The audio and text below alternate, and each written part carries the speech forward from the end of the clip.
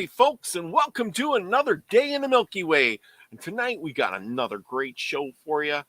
As always, we got things going on, and we're going to be talking about Buffalo Bill and his Wild West stories from days gone by in yesteryear. We're going to pick up right where we left off last time, and I ain't going to waste your time. We're going to get right into it because I'm sure you're looking for that the conclusion of the last two parts. I think we're on chapter 7, and at this point, Buffalo Bill and his Texas Jack have outwitted the Indians, escaped from the fort, riding on a horse double, one sitting in front of the other as they race through the Indians, shooting, trying to escape down through the canyon or down into the canyon, riding a white horse.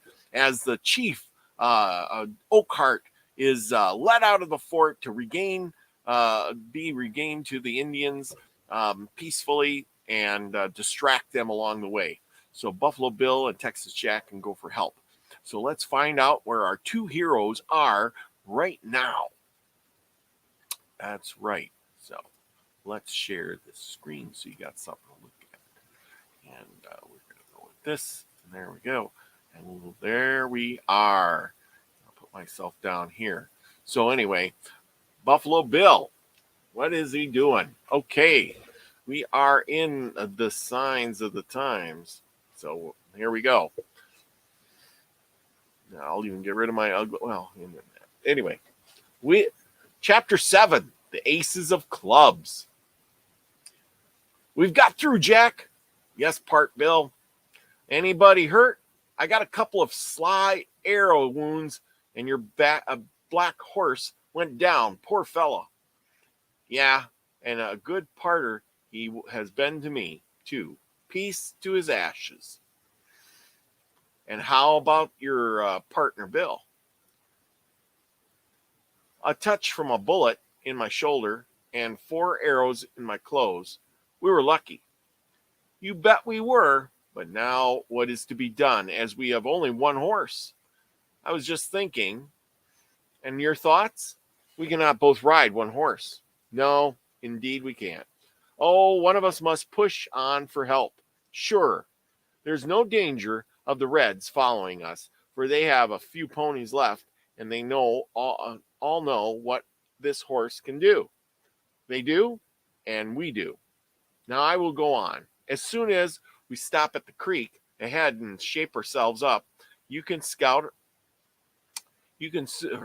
shape ourselves up. Now I will go on, stop at the creek, and ahead of ourselves, shape ourselves up, and you can scout around until I come back with help from Fort Resistance. Part Bill, yes, they need every rifle in the fort, you know. Indeed they do. Scouting around here for about 2 days I can do. No good. Not much. Well, I've got no grub to speak of, and the people in the fort will be anxious as to whether we got through or not. I'll wait until night and then make my way back through the redskin lines and go to the fort. You don't know such thing, Jack. Arando. Why not?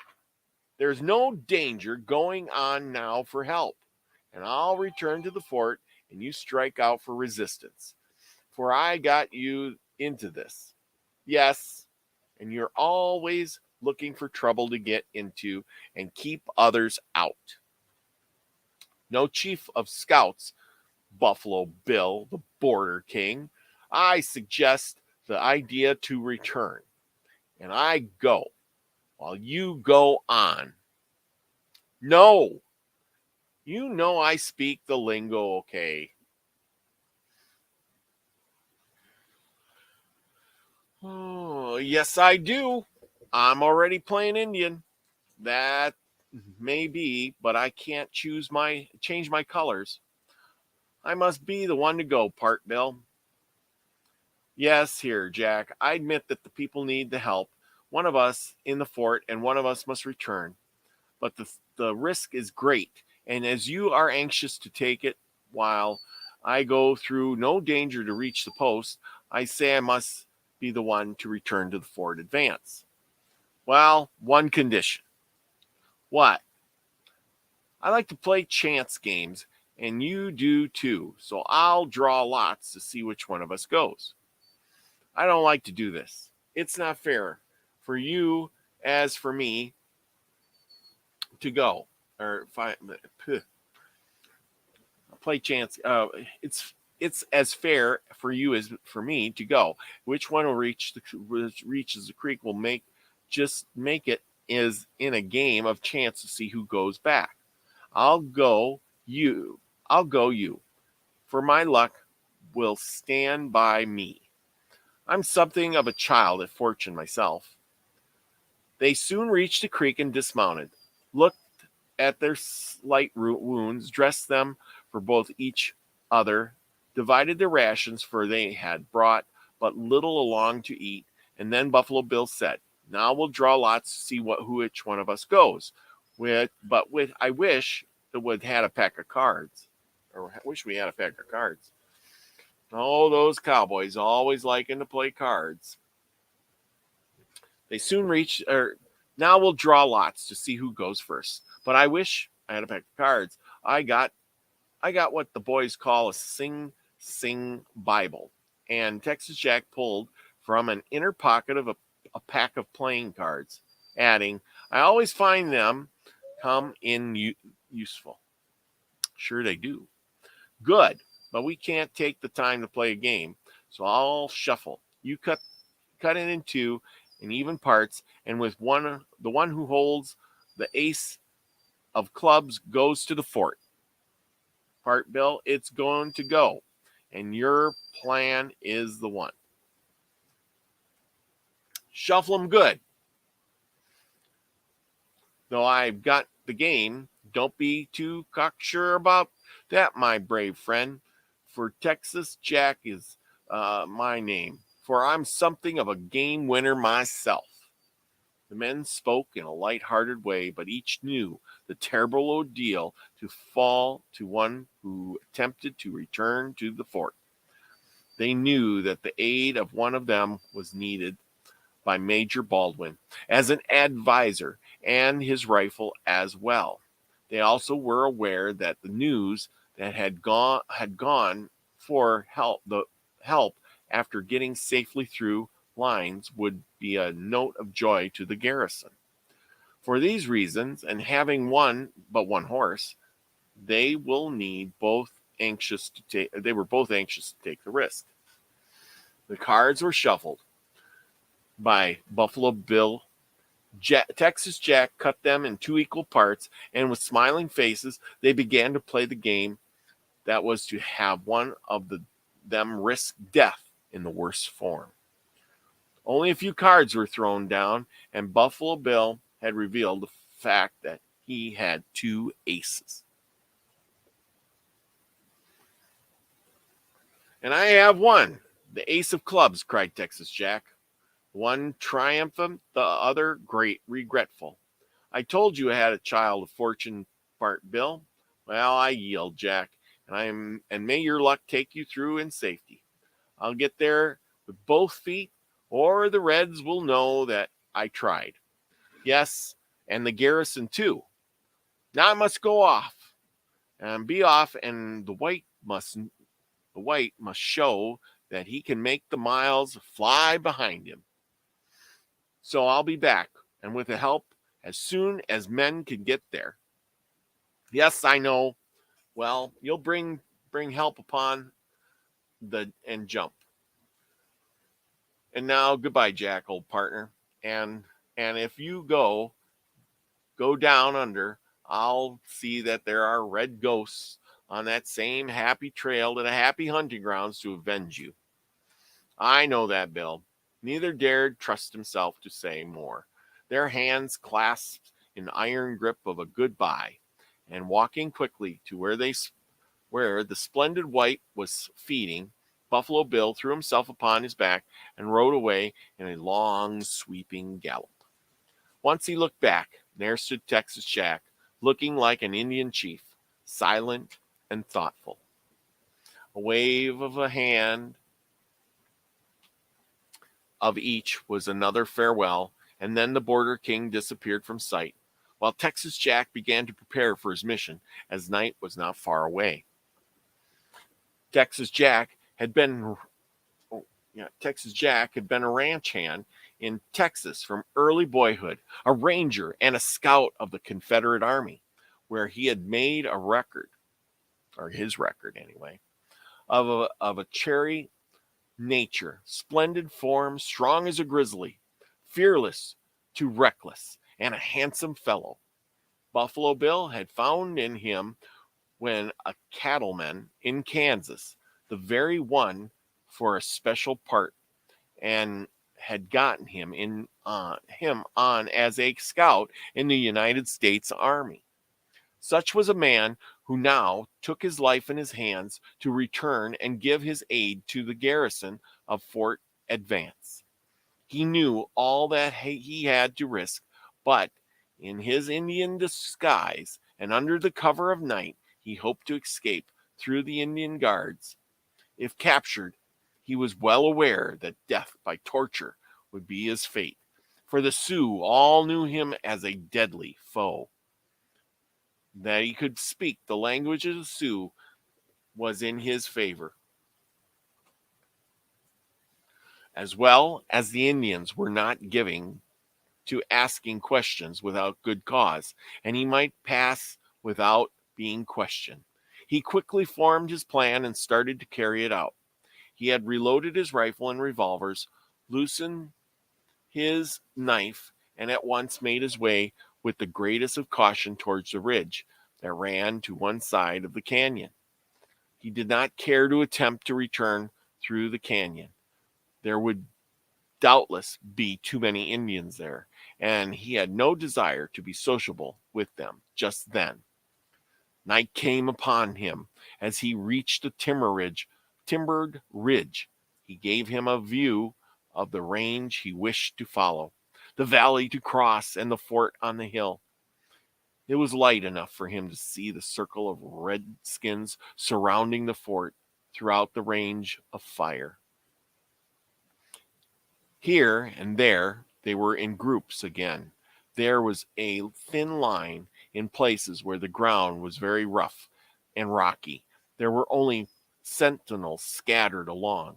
Texas Jack picked out a spot where he would make the effort to get through the line. It was where the Indian sentinels were few and far between. Along the base of the hills, a couple of miles from the fort, the main force of Indians were camping, while only 100 ponies were visible, feeding in the valley with double guards about them. The loss of their ponies had been a severe blow to the Indians, and Texas Jack knew well that they would try that much more to retake them. Over where the campfires glimmered, Texas Jack knew Chief Oakhart must be. The plans of cunning and delivery were being hatched out, and the scout was certain. Then, through the Border King flying along for help. He thought of the Border King flying along for help, awaiting with the stolid pace of a redskin for the night to deepen. The scout at length took up his march, and for the breakthrough. He had carefully considered all chances that were against him. He was ready now to take them. And almost certain death stalked by the side. No man knew better than he did. Along the ridge he went, slowly. With the caution of a panther creeping upon his prey, he walked on until he came to the steep descent into the valley. All was as silent as a grave. Not an Indian moved as far as he could see. They were not given into talking. They were near upon each side in his path, but as silent as ghosts. On he went until at last a form arose from the ground ahead of him. The Indians were looking for someone to attempt to pass out of the fort, the garrison not knowing that Buffalo Bill and himself had gotten through. They were as watchful as prairie dogs. Suddenly, a form arose before him. It was an Indian chief from his war bonnet, and evidently going the rounds of the sentinels. He was not 15 paces distant. Just aught there might be, Texas Jack was not sure. The chief halted and stood as though listening. His face was turned towards the lights of the distant fort. The scout moved forward with noiseless tread of a cat. That chief barred his way. He must be removed, at least silenced. I hate to strike even an Indian in the back, but I must. So he mused his hand from his thrust around and grasped the Indian's throat in an iron lock, and another diving a knife deep into his heart. A choking sound, and the Indian was dead. Carefully, Texas Jack lowered the body to the ground, took the rifle, bow, and arrows. For the future reference, he grimly muttered and passed along with bolder steps. He had gone perhaps 100 yards when he saw forms ahead. One was standing erect, the other lying upon the ground. To drop one with an arrow would be no cause to yell of a warning from the other. He must play the Indian. Ah, he said, and stalked boldly on passing near them. He did not care to test the purity of his Sioux as spoken, and was willing to say nothing provided they did not. He assumed the stride of the Indian with his war bonnet. Look what he wished them to consider him. Chapter 9. Breaking through the red circle. It was fortunate for Texas Jack that the Indians had no question to ask their chief. They merely answered his gruntal situation in the same way, and the scout passed on. He was happy over his success thus so far, but he was cautious, as though he had scores of others to meet. On he went, and no other Indian arose before him. Across the valley he made his way to see an Indian horseback coming towards him. The redskin was, doubtless, a chief on his rounds. As he saw Texas Jack, he might wish to consult him. Texas Jack had no desire for consultation. Texas Jack he dare not run, so he dropped down, hoping the Indian would take him for a brush or a rock. He was coming dangerously near, too near for comfort. The scout was a dead shot with the bow and arrow, as he was with the rifle and revolver. He must use silent weapon to get rid of his foe. The bow and arrow of the dead chief came in handy and was put to use.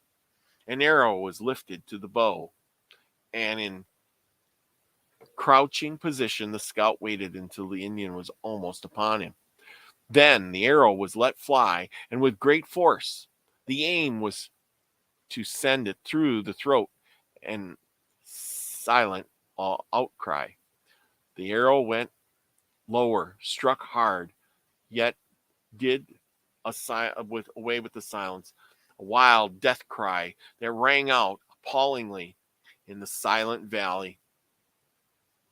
But the arrow, or with a spring, Texas Jack grasped the bridle, reins, and the pony, and in the red rider, as the red rider fell off on one side, that dropped upon the horse's back from the other, and dashed away in full speed for the fort.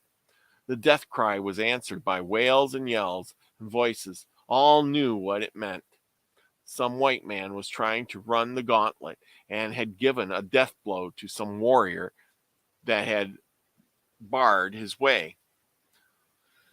Wild cry had been heard by the outer limits of the scout or the sentinels from the fort, and an alarm was given. Shots, yells, and Indian cries were heard in the valley, but Texas Jack sped on, unhurt from the danger, and the Indians were behind him. Nevertheless, at the fort there were here and there young braves scattered, creeping up in hopes of getting a shot at the sentinel or from the sentinel. They at once started on jump back to their lines. One of them saw the scout coming up the hill at speed. He fired quickly, and so did the scout. The aim of both were true, for the Indian killed the scout's pony. The scout killed the Indian. Though shaken up by his fall, Jack was on his feet in an instant and running on to the fort. He suspected there was a line of sentinels outside the fort, and he hailed, "Ho, men! I'm Texas Jack! I cheer!" A cheer was the answer. I ran along the line and echoed from the sentinels in the stockade, and then answered by the soldiers in the fort. A few minutes more, and Texas Jack passed in through the gates. Proud, very proud of his deed, as he had a right to be, he shouted, slightly disfigured, "Boys," but still in the ring. Major Baldwin was there to welcome him, and then uttered anxiously, "What about Cody?" Long distance, on his way to resistance, sir." A cheer greeted the reply. "His black went down in the canyon, sir, and we played a game to see which one of us would come back to help you out. I won." Silence followed the words. All were too deeply moved to speak or cheer. That the two scouts had gambled upon who should risk their life to come back into the fort showed the stuff they were made of. "I trusted you were not hurt on your way, Jack, though you did raise merry rumpus in the Indian camps," said Major Baldwin. "Now, didn't they turn loose for a few minutes, sir? But I got only a shake-up, Major, for I got too proud to walk, and the pony I tackled took a header and an Indian bullet in him. Somebody got worse hurt than I did, though, and I'm still kicking a little bit."